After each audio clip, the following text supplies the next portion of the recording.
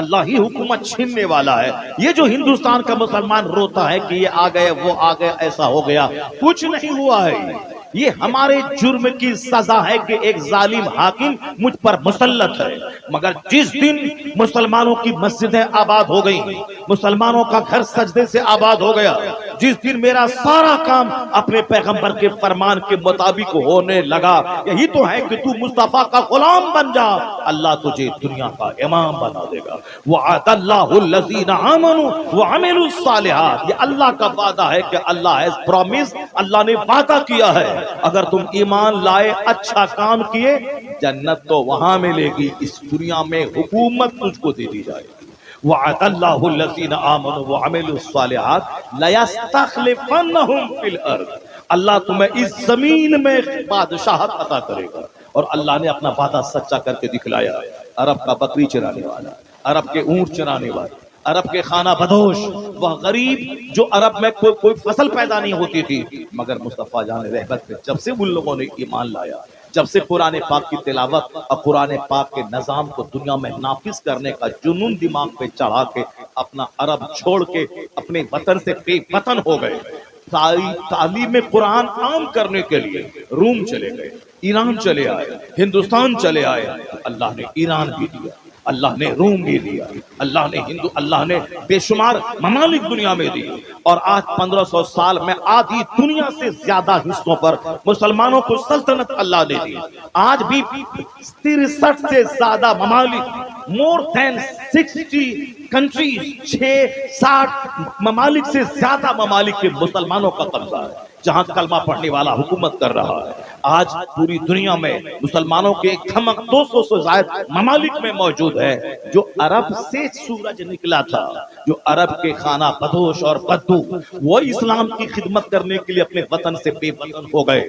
محمد ابن قاسم عرب چھوڑ کے ہندوستان آ گئے، خالد ابن ولید سیف اللہ بن کے اسلام کا کام کرنے لگے، سعد ابن وقاص عرب چھوڑ کے روم کی طرف چلے گئے. اتنے اولیاء صالحین بزرگان دین کی محنتوں نے وہ رنگ لائی. اللہ کی خاص عطا ہوئی کہ پوری دنیا پہ حکومت قائم ہو گئی، مسجدیں بننے لگی، مدرسے بننے لگے، خانقاہوں کی تعمیر ہونے لگی، لائبریریز دنیا میں بننے لگی. آج اگر دنیا میں کالج ہے مسلمانوں کی دین ہے. اللہ کی قسم 500 سال پہلے ہندوستان کا ایک کالج نہیں تھا، ایک یونیورسٹی نہیں تھی. اگر تھی بھی ایک یونیورسٹی تو وہ بدھسٹوں کی شکشا اور دیکشا کا ایک کیندر تھی. مگر JNU، AMU، PHU، Banaras Hindu university, جتنی بھی یونیورسٹی ہیں سب کی عمر ہے 200 سال، 250 سال، 150 سال، 100 سال. اسلام 1400 سال پہلے جب اسلام کا سورج چمکا دنیا میں، عرب سے وہ نور نکلا، تو معلوم ہے اس وقت میں ایک یونیورسٹی دنیا میں نہیں تھی، ایک کالج دنیا میں نہیں تھا. لیکن آج ہزاروں یونیورسٹیز، لاکھوں اسکول، ہزاروں کالجز دنیا میں موجود ہیں. اس لیے موجود ہیں کہ پیغمبر اعظم نے سب سے پہلے علم حاصل کرنے کا نعرہ دیا تھا. اطلبوا العلم ولو کان اطلبوا العلم من المہد الی اللحد. Obtain knowledge from the cradle to the grave. Obtain knowledge whether you find it in China. Acquire knowledge. Knowledge is compulsory for every Muslim man and women. Knowledge is power. Knowledge is life. Knowledge is best company. یعنی جتنی بھی علم کی فضیلتیں آج کے دنیا دار حکمراں بیان کرتے ہیں کہ علم طاقت ہے، علم روشنی ہے، علم زیور ہے، علم ساتھی ہے، علم ہتھیار ہے، علم ڈیکوریشن ہے، علم آرم ہے، جتنی باتیں آج دنیا کے بڑے بڑے پڑھے لکھے لوگ کرتے ہیں وہ ساری باتیں اپنے من سے نہیں گڑھ کے، وہ ساری باتیں مصطفیٰ نے 1400 سال پہلے دنیا کو بتا دی ہے. وہ باتیں مصطفیٰ کی ہیں اور یہ اپنی باتیں کہہ کے دنیا والوں کے سامنے بیان کر رہے ہیں. یہ احسان اسلام کا ہے، پیغمبر اعظم کا ہے کہ آج دنیا میں اسکولز ہیں، کالجز ہیں اور پڑھنے پڑھانے کی باتیں ہو رہی ہیں. یہ احسان مصطفیٰ کی آمد کا ہے کہ آج دنیا علم کے نور سے جگمگا. اس کو تو ماننا پڑے گا. وہ تو چار ذلیل قسم کے لوگ اگر پیغمبر کے خلاف کچھ بکواس کر رہے ہیں، وہ ذلیل اندھے ہیں، وہ ذلیل نہیں. اسے معلوم ہے کہ اسلام نے کیا کیا. وہ آنکھ بند کر کے سورج کا انکار کرتا ہے، وہ آنکھ بند کر کے وہ کہتے ہیں کہ رات نہیں، وہ آنکھ بند کر کے کہتے ہیں کہ دن نہیں ہے. تو اگر کوئی کسی پاگل کمینے چٹے کے کہہ دینے سے اگر کہ آج سورج نہیں ہے تو ایسا نہیں ہو جائے گا کہ سورج نہیں ہے. اگر کوئی خسیس اور کوئی رذیل بول دے کہ جلسے کا فائدہ نہیں ہے، اس کمینے کے بولنے سے اس کا نہیں مانا جائے گا کہ جلسے کا فائدہ نہیں ہے۔ وہ رذیل، وہ خبیث، وہ مردود کیا جانے، یہ ایک درسگاہ ہے جلسہ، جہاں سے ہزاروں لوگوں کو دینی مزاج ملتا ہے۔ تم اگر نہیں نمازی بنے، لاکھوں لوگ وہ ہیں جو خطابت سن سن کے نمازی بنے۔ اگر تم دیندار نہیں بنے تو جاؤ تم جہنم کی آگ میں جلو۔ مگر بے شمار لوگ ہیں جو علماء کی صحبتوں میں دینی گفتگو سن کر جنتی بن گئے ہیں، اسلامی سوچ کے حامل بن گئے ہیں۔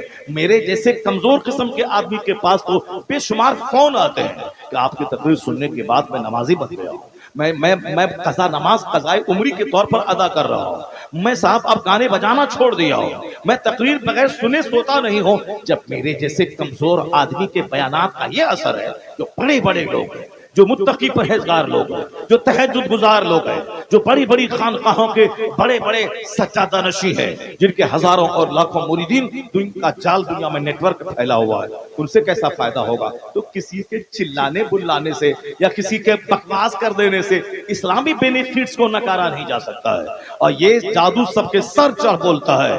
آج دنیا میں جتنے انسٹیٹیوشنز ہیں ایجوکیشنل، وہ سب اسلام کی بربورِ منت ہے، اسلام کا گفٹ ہے، اسلام کا دیا ہوا ہے۔ چونکہ جو کچھ تم آج بول رہا ہے یہ وہی نعرہ ہے جو مصطفیٰ نے 1500 سال پہلے دنیا والوں کو عطا فرمایا، اور آقا علیہ السلام نے دنیا کو تہذیب دی ہے، دنیا کو تمدن دیا ہے، دنیا کو جینے کا ایک نیا راستہ دکھلایا ہے۔ اس لیے امریکہ کا ایک بہت بڑا پڑھا لکھا آدمی اس سچائی کو بولے بغیر نہیں رہ سکا۔ وہ کہتا ہے he was the only man in history who was supremely successful on both religious and secular level۔ یہ کوئی ہندوستان کا کمزور پڑھا لکھا آدمی نہیں ہے، وہ صاحب یہ دو چار آدمی جو نبی کے خلاف بولتے ہیں، ان جیسے 1 کروڑ کو پڑھا لکھا کے انسان بنانے والا یہ امریکہ کا اتنا بڑا لائر، ایڈوکیٹ، سائنٹسٹ، اتنا بڑا پڑھا لکھا آدمی وہ یہ بول رہا ہے۔ یہ گلی کوچے کا گرا ہوا آدمی کچھ بولتا ہے، اے مسلمان کبھی اس کی بات پہ کان مت دھرنا، کبھی اس کی بات پہ تھانے کا گھیراؤ مت کرنا، کبھی اس کی بات سننے کے بعد اس کو ہیرو مت بنا دینا۔ یہ گھنٹی بجا کے 2 روپیہ کمانے والا یہ ہیرو بننے کے شوق میں ہمارے پیغمبر کے خلاف بولتا ہے، اور ہم اس کو ہیرو بنا دیتے، ہم سڑکوں پہ آ جاتے ہیں۔ یہ شمار لوگ ہیں جو نماز کے خلاف بول رہے ہیں، اسلام کے خلاف بول رہے ہیں، قرآن کے خلاف بول رہے ہیں۔ کتنا سب کی گردن میں چادر ڈال کے تم مارنا شروع کرے گا، اور سب کے سب سے تم لائی مول لے گا۔ ساری باتوں کا جواب دنیا میں نہیں، اور سب سے لائی مول نہیں لے سکتا۔ ہاں ادیب بولے گا میرا ادیب جواب دے گا، ان کا کوئی شاعر بولے گا میرا شاعر جواب دے گا، ان کا کوئی ویگیانک بولے گا میرا ویگیانک اس کا جواب دے گا۔ وہ آخری ٹائم ہے جب سر سے پانی اوپر ہو جائے گا اور سوائے کوئی راستہ نہیں رہ جائے گا جہاد کرنے کے، وہ تو آخری ٹائم ہے۔ اس وقت بھی ہر آدمی کو اپنے من کے مطابق جہاد کرنے کا آدیش نہیں ہے۔ ظلم مٹانے کے لیے، شرک مٹانے کے لیے اور اپنے ایمان کو بچانے کے لیے آخری مرحلے میں جب اس کے علاوہ کوئی چارہ نہ رہ جائے تو پھر ہمارا جو امام ہے، ہمارا جو عالم ہے، ہمارا جو اسلامی بادشاہ ہے، ہمارا جو رہبر ہے، ان کے آدیش پہ وہ سب کام ہوتا ہے۔ ایسا نہیں کہ نکلے میدان میں پتھر پھینکنے لگے، یہاں دینے لگے، وہاں دینے لگے۔ اب تو جلوس نکلوانے میں ڈر لگ رہا ہے کہ ہم نکالیں گے جلوس احتجاج کرنے کے لیے کہ وہ میرے پیغمبر کو گالی دی ہے، مسلمانوں کو تکلیف پہنچائی ہے، اس کو اریسٹ کیا جائے۔ ہم ایک لیگل مطالبہ کر رہے ہیں، انہوں نے لاکھ کروڑوں مسلمانوں کے دلوں کو ٹھیس پہنچایا ہے۔ ہم مطالبہ ہی کر سکتے ہیں، ایسا نہیں کر سکتے ہیں کہ ان کے گلے میں چادر ڈال کر کے جیل میں ٹھونس دیں۔ نہیں، ہم جہاں رہتے ہیں مطالبہ کر سکتے ہیں، ہم مطالبہ کر سکتے ہیں۔ گالی دیا بمبئی کا آدمی اور ہم سامنے والے پولیس کو کیوں مار رہے ہیں، وہاں صاف پٹری کیوں اکھاڑ رہے ہیں، ہم کیوں کسی گھر میں آگ لگا رہے ہیں؟ اس کے بعد جب پولیس والا آتا ہے تو ہمارے گھر پہ نظر چلا دیتا ہے، ہمارے 1000 آدمی کو مار دیتا ہے، تو اس کا ذمہ دار ہوگا کون؟ اس کا ذمہ دار وہی ہوگا جو بخلا کے سامنے آیا، جو سامنے والے کو پتھر مارا۔ کیوں مارا تمہارے پیغمبر کو گالی دی تو کیا مطلب تم اس کو قتل کر دے گا؟ تم یہ جس ملک میں رہتا ہے اس ملک کے قانون کے حساب سے تم کو صرف پروٹیسٹ کرنا ہے، اس کی مخالفت کرنی ہے، پرامن جلوس نکالنا ہے، اس کی گرفتاری کا مطالبہ کرنا ہے، حکومت وقت سے کہنا ہے یہ ظلم ہے، یہ ظلم سہا نہیں جائے گا۔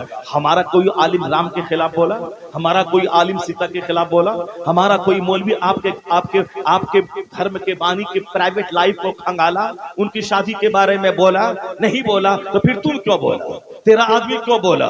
ہمارے پیغمبر کی اچھی باتوں کو نہیں بول سکتا ہے، انہوں نے جو دنیا کو دیا ہے، جو گفٹ، جو امپیکٹ دنیا پہ چھوڑا ہے، جو بلیسنگز دیا ہے، اگر تمہارا سینہ اتنا چوڑا نہیں ہے کہ ان ساری اچھائیوں کو سن کے پڑھ کے تم لوگوں کے سامنے بیان کر سکو، تو کم سے کم چپ تو رہو، ان کی پرائیویٹ لائف میں دخل اندازی تو مت کرو۔ ہمارے پیغمبر نے 11 شادی کی، کیا تم کو معلوم ہے کہ عرب ممالک میں شادی کا کیا مہتو ہے، شادی کے کیا اثرات ہوتے ہیں؟ 25 سال کی جوانی میں 40 سالہ ادھیڑ عورت سے نکاح کر رہے ہیں، اب 50 پلس جانے کے بعد اگر 12 سال کی خاتون سے نکاح کر رہے ہیں تو سمجھنا تو ہوگا، جہاں کے 16 سال کی 1000 خوبصورت ترین عورتوں سے مصطفیٰ نکاح کر سکتے تھے، اور عرب کا کلچر تھا اس ٹائم میں 1400 سال پہلے 100 شادی کرنا، 150 شادی کرنا، 300 شادی کرنا عرب کا ماحول تھا۔ اگر حضور سے زیادہ خوبصورت کوئی نہیں تھا دنیا میں تو سارے لوگ چاہتے تھے کہ میری بیٹی ان کے نکاح میں جائے، مگر حضور نے اس زمانے میں 25 سال کی جوانی میں 40 سالہ ادھیڑ عورت جو 2 شوہر سے بیوہ ہو چکی تھی، ان کو جب آپ نے شادی کیا ان سے، اس کا مطلب ہے کہ آپ کی شادی کا مطلب خواہش کو پورا کرنا صرف نہیں ہے، شادی کا مطلب ہے بیواؤں کو سمان دینا، بیواؤں کو ایک نئی زندگی دینا، بیواؤں کو آتم سمان دینا، بیواؤں کو عزت نفس دینا، بیواؤں کو خوشیاں منانے کا موقع عطا کرنا۔ اب اگر قیامت تک کسی بیوہ کی شادی ہوگی تو احسان محمد عربی کا مانا جائے گا، کہ حضور نے کہا اب پریکٹیکل میں بیوہ سے شادی کر کے بتا دیا، اس عمر میں جس عمر میں آپ کے حسن کی قسم، حسن کی بہار، آپ حسن کی خیرات چاند لیتا تھا، سورج لیتا تھا۔ ہم لوگوں نے مصطفیٰ کو نہیں دیکھا ہے، لیکن جس نے مصطفیٰ کو دیکھا ہے ان کا اسٹیٹمنٹ آج تک کتاب میں موجود ہے۔ حضرت ابو ہریرہ کہتے ہیں سرکار کا کاندھا ایسا تھا جیسے کسی چاندی کو ڈھال دیا گیا ہو۔ حضرت انس کہتے ہیں مصطفیٰ کا چہرہ ایسا تھا کأن الشمس تجری فی وجہہ، گویا حضور کے چہرے میں سورج تیر رہا ہو۔ یہ جن لوگوں نے دیکھا ان کا اسٹیٹمنٹ ہے، اس میں کوئی نمک مرچ لگایا نہیں گیا، ہو بہو جو اس کا اسٹیٹمنٹ ہے وہ ہے۔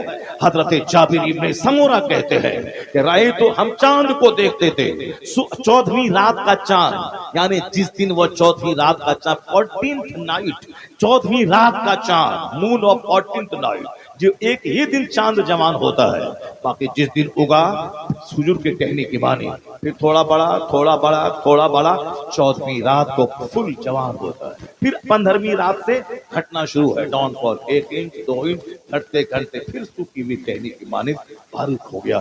کہتے ہیں جابر ابن سمورہ تو 14ویں رات کا چاند چمک رہا تھا، حضور میرے سامنے تھے، سرکار کے جسم اقدس پہ ایک چادر تھی جس میں سرخ رنگ کی دھاری تھی، میں کبھی حضور کو دیکھتا تھا اور کبھی چاند کو دیکھتا تھا، تو فیصلہ کیا دل نے کہ مصطفیٰ کا چہرہ چاند سے زیادہ خوبصورت ہے، وَوَجْهُهُ أَحْسَنُ مِنَ الْقَمَرِ، ان کا چہرہ چاند سے زیادہ خوبصورت ہے۔ عرب کے لوگ تمنا کرتے تھے کہ کاش محمد عربی سے میری بیٹی کا عقد ہو جائے، میری نسلیں فخر کریں گی، مگر اس خوبصورتی کا نمونہ شخص جیسا حسین جمیل نہ پیدا ہوا نہ قیامت تک پیدا ہوگا۔